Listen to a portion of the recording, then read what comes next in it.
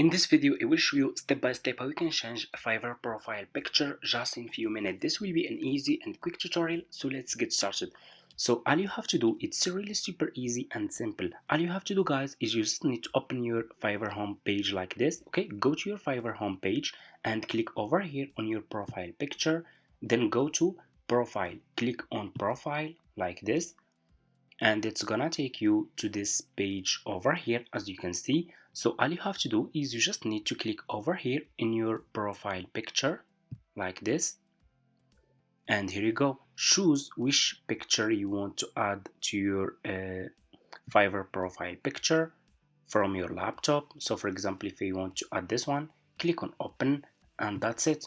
That's how we can change Fiverr profile picture just in few minutes. This is a really easy and simple tutorial. I hope this tutorial is helpful for you guys. Thank you so much for watching, and see you in my next videos.